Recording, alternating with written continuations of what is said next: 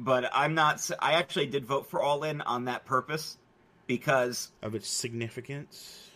Oh, it was down between that and Wrestle Kingdom, and I said I have to vote for All In because of what it represents. Because I said my top 3 shows of the year were All In, Wrestle Kingdom, and Evolution.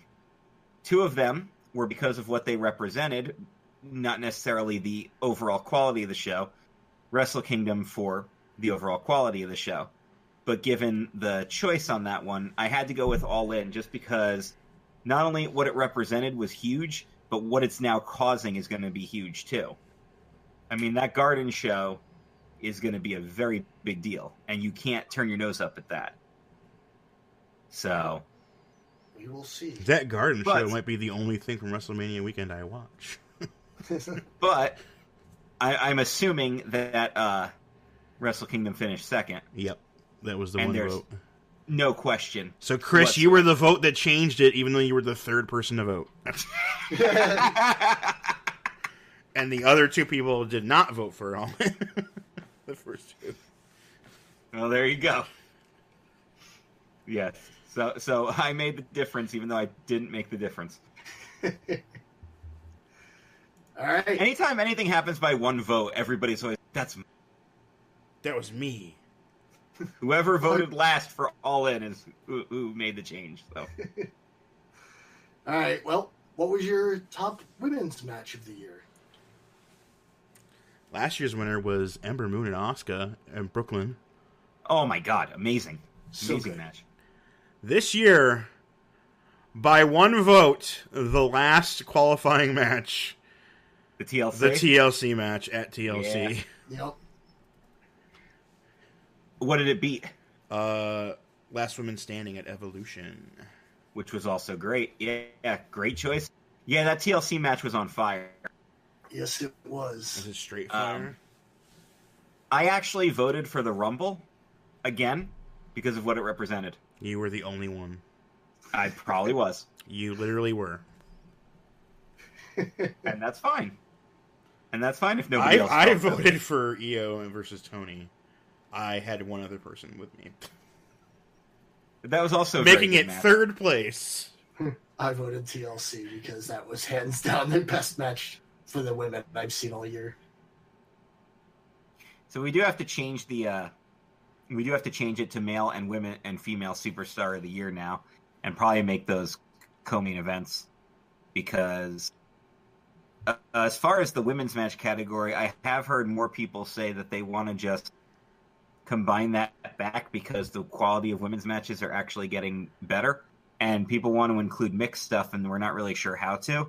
So I'll tell you what, we're going to throw this in there for some feedback. How would you guys like us to tackle Match of the Year next year? Do you want them recombined? Because we originally separated them because that's what people wanted. Now people want to kind of see it the other way. So, y'all tell us. We had talked about having like a WWE/NXT one for everyone, and then like a Lucha Underground New Japan one, and then like everybody else one for Match of the Year. Yeah, we've also discussed that, so... Because there's so many great matches that happen. And there's also great indie stuff that deserves more recognition. Yes, true. So actually, that's probably where my vote would go. But so tell us how you guys want to see that. We'll make it. Yep. Because in that way, we don't even have to do gender-specific stuff. We can just lump in all the WWE NXT stuff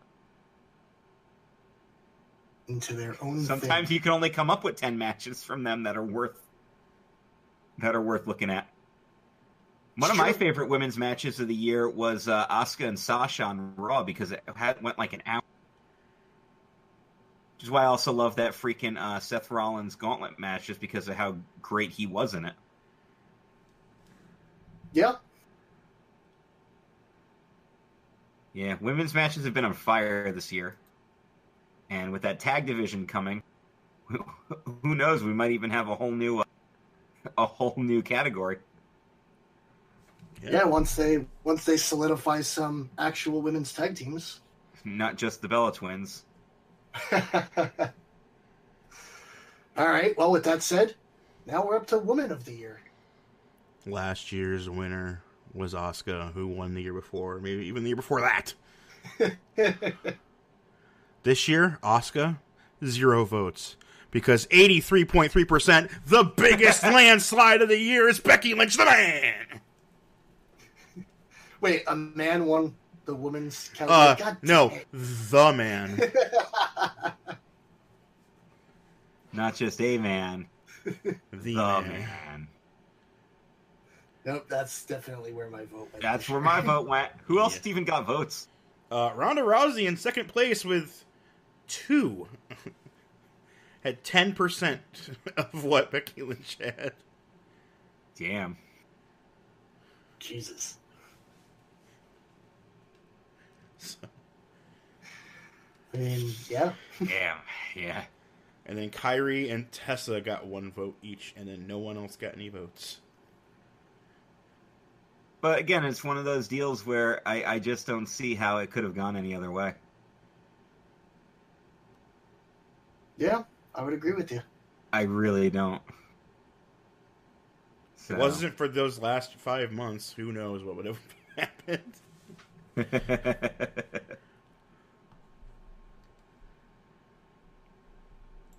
All right. So, next we have our best moment of the year. Last year was the Festival of Friendship.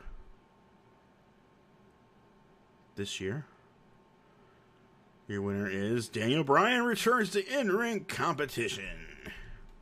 That's what I voted for. It was a tough one because I wanted to vote for Becky's heel turn, but I'm like, nah, she's going to win Woman of the Year, and that's good enough for me. Bryan's comeback was literally, wow, we didn't think he was ever coming back, and now he did.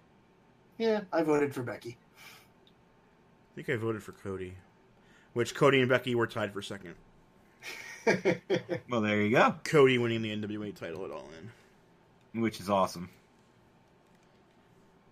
Good choices. People are doing pretty good. All right. Our penultimate category. Big one. Match of the year. Best match of the year. This was tough. This was very tough. A lot got votes. Last year's winner was the first Omega Okada match at Wrestle Kingdom. Right. Good choice. This year, lots of things got votes, but one got nearly half of them. So the clear winner is Ciampa Gargano, the unsanctioned match from WrestleMania weekend. Yep. Oh my God, it was amazing. That's where I landed. It was such a good match. Yeah. But then again, pretty much all of these on the list were really good matches. Oh, yeah. Absolutely.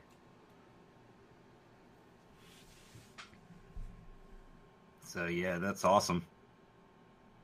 So what does that mean for the last award, then? Well, our last award... Is that your Superstar of the Year? That is Wrestler of the Year. Yeah, which we got to change to male wrestler for the future. Folks show. A lot of people got votes. And we have a winner by 1 vote. Jesus Christ. Last year's winner was AJ Styles.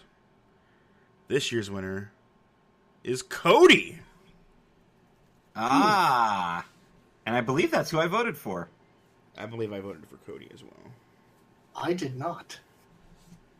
I actually voted unexpectedly. Well, AJ was the second place with 1 vote difference. Good choice. And then Ciampa was 1 vote below him. That was mine. Yeah. And then everybody else was 1 or 2 votes. Because, in my opinion, Ciampa had a great year. Ciampa did have a great year. Well, Cody did 2 very important things in the same night. I'm glad to see Cody got the award, though, because I think that he was another case of just on freaking fire. Yes. On one hand, I agree. I didn't particularly care for his his heel work with Omega. Okay. That was the only part of his 2018 run I didn't really care for. I just thought that was, I don't know, they were trying too hard. But that was just a catalyst for something better that happened later. Oh, sure, and I agree with that.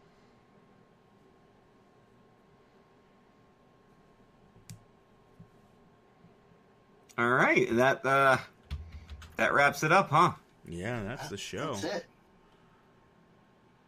So there you go, guys. Those are the awards.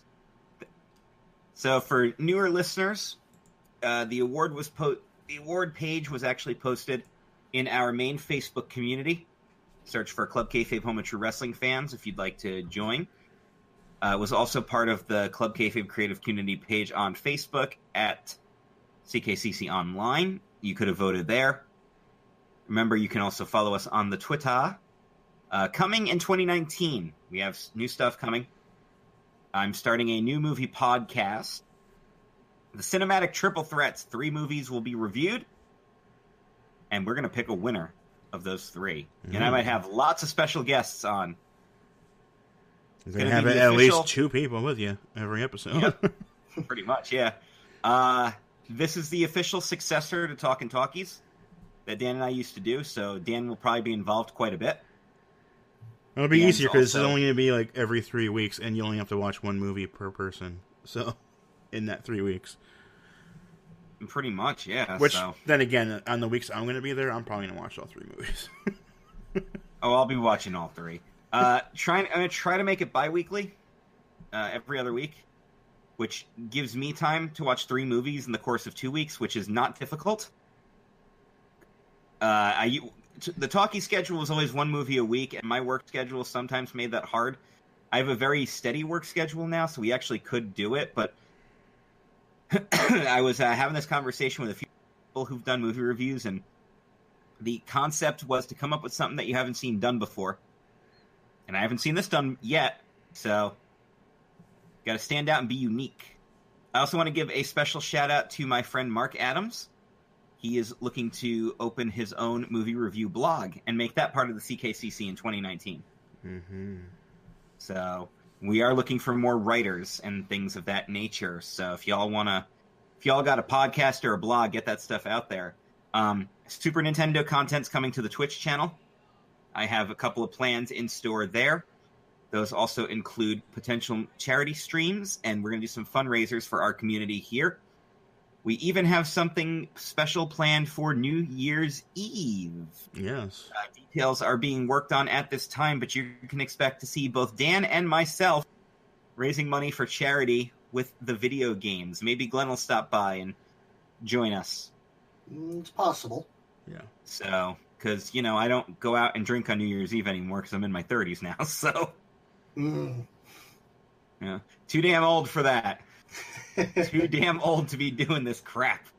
And I just went out drinking on Christmas Eve, so I'm actually pretty good for a little while. So that's some cool stuff that's coming.